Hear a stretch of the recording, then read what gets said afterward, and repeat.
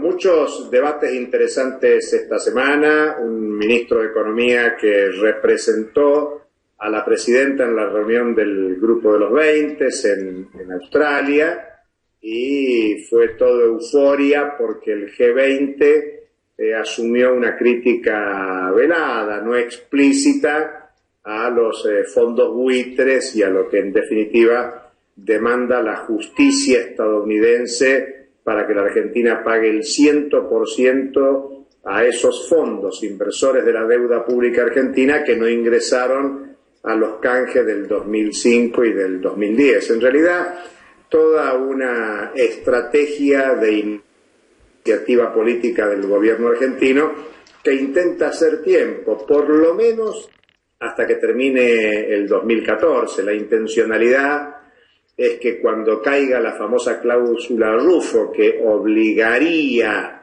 a la Argentina a pagarle al 92% de los bonistas que ingresaron a los canjes del 2005 y del 2010, lo mismo que exige la justicia estadounidense pagar a los fondos buitres, entonces ahí la Argentina estaría liberada para empezar a negociar con los fondos buitres a partir de enero del 2015. Y por lo tanto todas estas iniciativas políticas, es decir, lograr que en algunos foros internacionales aparezca alguna razón para la Argentina y alguna promesa que en el futuro alguien se va a ocupar de legislar sobre cómo tiene que negociarse o renegociarse las deudas públicas, bueno, todo eso va a quedar en el olvido. Hay que pensar que esa iniciativa política del gobierno le ha generado algunos réditos. Incluso cuando hablamos de esos foros internacionales, hablamos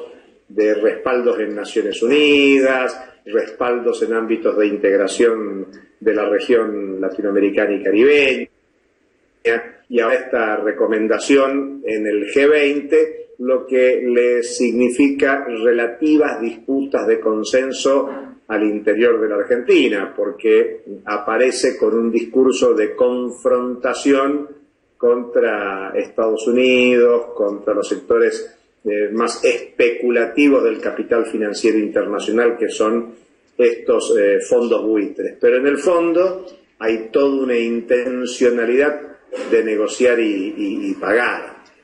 Por eso no hay que engañarse. El G20 es la expresión no democrática de articulación de los estados capitalistas desarrollados, principalmente Estados Unidos, Europa y Japón, para analizar la evolución de la crisis de la economía mundial y las políticas anticrisis, en un momento donde la deuda pública de los países es un tema central, ya no solo de Argentina y América Latina, ya no solo de América Latina y otros países del sur del mundo, sino que el endeudamiento público es un tema de los principales países capitalistas del mundo desarrollado. Entre otros, Estados Unidos es el principal deudor del mundo. En términos absolutos, Estados Unidos es el país que más le debe al mundo. Estamos hablando del Estado estadounidense, de la deuda pública de Estados Unidos, que representa el 100% del Producto Bruto de Estados Unidos. Todo lo que produce Estados Unidos en un año es equivalente a la deuda pública. Hay que pensar que Estados Unidos era un gran acreedor del mundo y eso le permitió ser potencia mundial a la salida de la Segunda Guerra Mundial en 1945.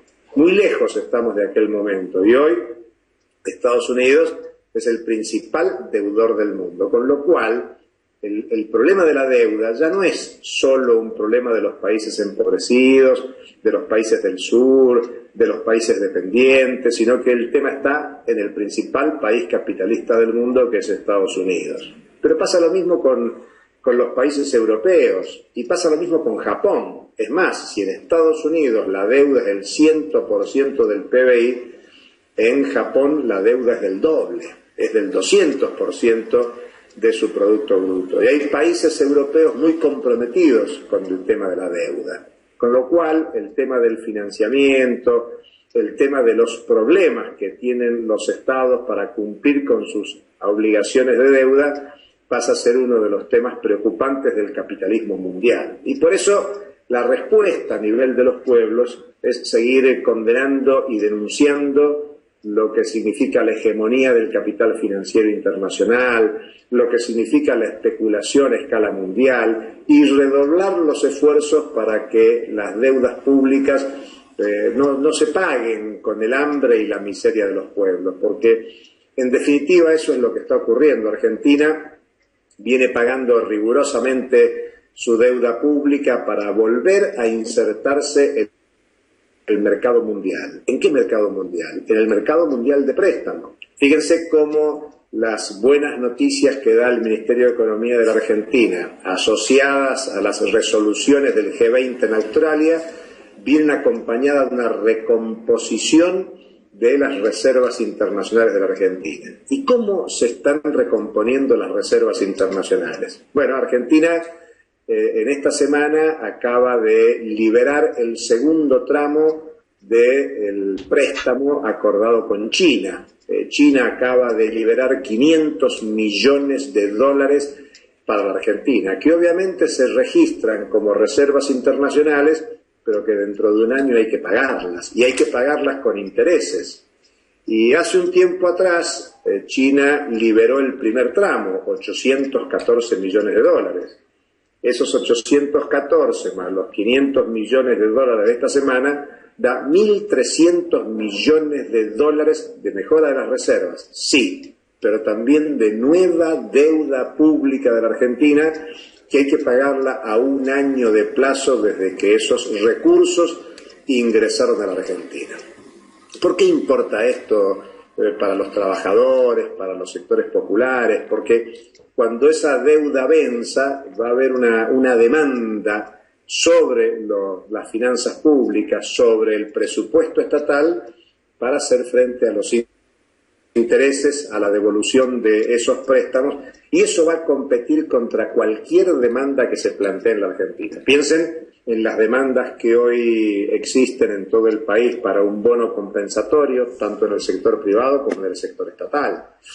Algunas provincias reabren las paritarias, pero hay una fuerte presión del Estado Nacional para que los estados no paguen ese bono compensatorio. Los jubilados están demandando una compensación especial de fin de año para poder solventar lo que se ha perdido por la evolución de la inflación. Lo que estamos queriendo decir es que si hoy hay limitaciones y dificultades en el presupuesto público de la Argentina para hacer frente a la demanda de los trabajadores, imaginémonos qué va a ocurrir si el endeudamiento público sigue creciendo, tal como crece en la actualidad, y en a medida que vayan cayendo esos vencimientos, habrá disputa por apropiación de esos recursos fiscales. Y como siempre, en la Argentina de estos años, los privilegiados son los acreedores externos, y es una forma más de postergar la reivindicación, la satisfacción de necesidades de los trabajadores, sean de los estatales o del conjunto de la sociedad argentina. Hasta la próxima.